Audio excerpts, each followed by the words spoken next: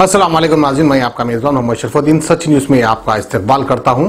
आइए नाज़रीन देखते हैं आज की अहम खबर। शहर हैदराबाद में कई दिनों से एनआरसी और सीएए को लेकर प्रोटेस्ट किया जा रहा है। आज तो बाद नमाज जुमा सारे शहर में मुसलमान और हिंदू भाइयों की तादाद भरी दिखी, जहां पर एक ही नारा गुज रहा था, सीएए वापस लो और एनआरसी वापस लो। बहरहाल अब सोशल मीडिया में ग्रेटर हैदराबाद कांग्रेस कमेटी के वाइस प्रेसिडेंट उस्मान मोहम्मद खान का एक बयान काफी वायरल हो रहा है, जहां पर उन्होंने मीडिया को इंटरव्यू देते हुए एनआरसी और सीएए के खिलाफ काफी कुछ बोला है, मोदी हुकूमत के खिलाफ बोला है।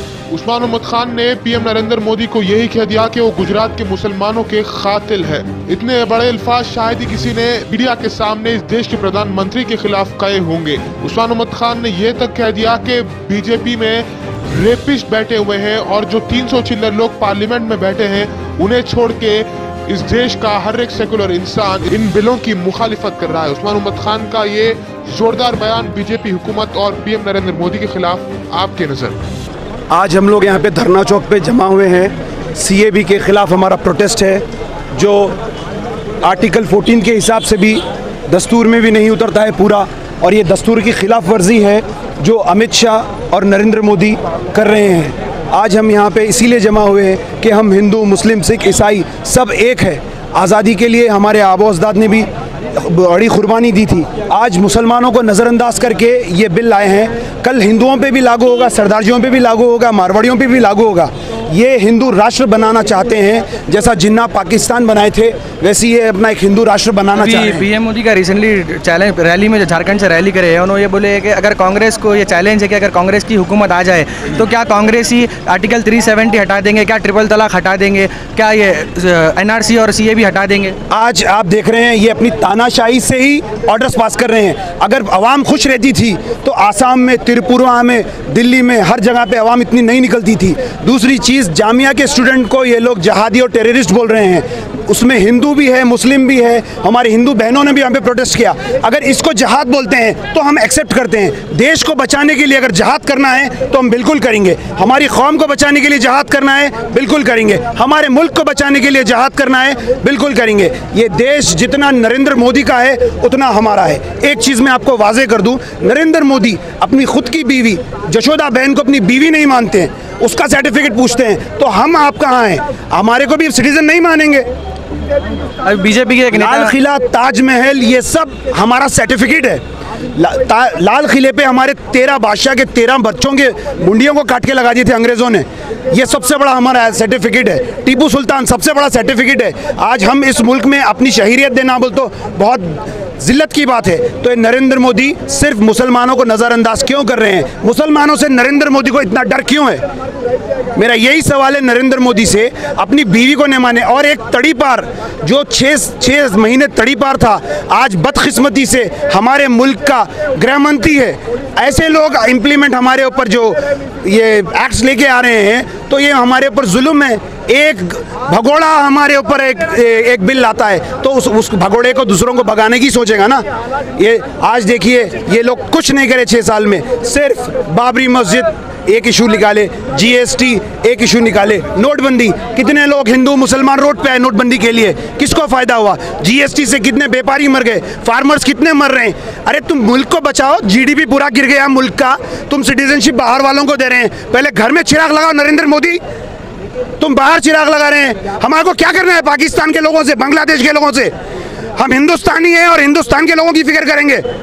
लिहाजा तमाम हिंदुस्तानियों को मैं बोलता हूँ, घरों में बैठने से, फेसबुक व्हाट्सएप पे आने से कुछ नहीं होगा। रोडों पे आइए, अपना एहतजाज करिए। आज अगर आप लोग रोडों पे नहीं आएंगे तो कल परेशान होंगे। जैसा हमारे पूर्वजों ने, गांधी जी ने और तमाम लोगों ने, फ्रीडम फाइटर्स ने मुल्क बचाने के लिए अंग्रेज़ों से लड़ा था, ये अंग्रेज़ों की औलाद है। अंग्रेज़ हिंदुस्तान में सिर्फ 1 लाख आए थे। ऐसे चड्डी गैंग वाले उनको ज्वाइन करके 11-12 लाख हुए थे, जो हमको मारते थे अंग्रेज़ों के सिपाही बन के। ये उनकी औलाद है ये देशभक्त नहीं होते, ना इनका बाप कोई देश के लिए काम करा, ना कोई दादा करा। बताओ आरएसएस का क्या योगदान था देश के हित में? कुछ नहीं था। लिहाजा मैं अपील करता हूँ आप लोगों से, हमारे मौलाना अबू कलाम आज़ाद जामा मस्जिद के मिंबर पर खड़के बोले थे कि ये मुल्क छोड़कर मत जाओ मुसलमानों, ताजमहल की खूबसूरती तुम्हारा पुकार रही है, कुतुब मीनार की बुलंदी तुम्हारा बुला रही है, लाल किले की लाली तुम्हारा बुला रही है। ये मुल्क में तुम्हारे आबो अजदाद की खबर है, बराबर हम ये मुल्क में रहेंगे। अगर हमारा घर जलेगा तो तुम्हारे भी हाथ जलेंगे, ये याद रख लो। और मैं तमाम हिंदू मुसलमान लोगों से एक बात बोल रहा हूँ, एक हो जाओ, हिंदुस्तान को बचाओ। ये चड्डी सिर्फ पैंट पहनना सीखी, लेकिन अखलाक नहीं सीखी, इंसानियत नहीं सीखी। हिंदुस्तान जिंदाबाद। सर, बीजेपी के एक नेता ने स्टूडेंट जो जामिया मिलिया के स्टूडेंट जो प्रोटेस्ट कर रहे हैं, तो बीजेपी के एक नेता ने कहा कि वो टेररिस्ट है, इनको जेलों में बंद कर दो। तो ये कहाँ तक हद तक सही है कि स्टूडेंट्स को जेलों में बंद करने के लिए बीजेपी लीडर ने कहा? अगर रेपिस्ट ये बात बोलेंगे कि जामिया मिलिया के स्टूडेंट्स टेररिस्ट है तो उनको शर्म आना चाहिए। असीमानंद कौन है? असीमानंद कौन है? पहले रेपिस्टों के बारे में बात करो। प्रज्ञा सिंह ठाकुर कौन है? पूरे नेशनल चैनल्स, नेशनल न्यूज़पेपर्स निकाल के देख लो, टेररिस्ट है। गृहमंत्री वो है, बोलो। अमित शाह क्यों तड़ी पार कट करे? किसी को फूल दिए तो तड़ी पार कट करे। नरेंद्र मोदी, मैं खुला बोलता हूँ, नरेंद्र मोदी कातिल है गुजरात के मुसलमानों का। ऐसे को टेररिस्ट बोलो। ये मुल्क आज मेरे को बहुत खुशी हो रही कि हिंदू मुसलमान यहाँ पे निकल के आ रहे हैं। तमाम लोगों में देश को बचाने का जज्बा है। सिर्फ ये चंद लोग 300 चिल्लर जो पार्लियामेंट में बैठ के उथल कूच मचा रहे हैं, इंशाल्लाह कांग्रेस गवर्नमेंट आएंगी तो बराबर ये बिलों को कैंसिल कराएंगे। Thank you. पैरों में जलन, पैरों का सुंद हो जाना, पेशाब का बार बार आते रहना, नज़र की कमज़ोरी, आम कमज़ोरी और मर्दाना कमज़ोरी, ये सब शुगर और डायबिटीज़ की वजह से होते हैं। और 5, 10, 15, 20 साल तक मुसलसिल गोलियां खाते रहने और इंजेक्शन्स लेने के बावजूद मर्ज और गोलियां बढ़ते ही रहती हैं। मैं हूं Mufeed Khan, certified diabetes educator, NLP consultant और न्यूट्रिशनिस्ट, और हम आपके लिए लाए हैं world famous doctor Biswaroop Roy Chowdhury का reverse diabetes in 72 hour programme. इस प्रोग्राम से अब तक हज़ारों लोग इस्तेफादा कर चुके हैं। आप भी शिरकत कीजिए और 72 घंटों के अंदर अपनी दवाओं और बीमारियों से हमेशा के लिए निजात पाइए।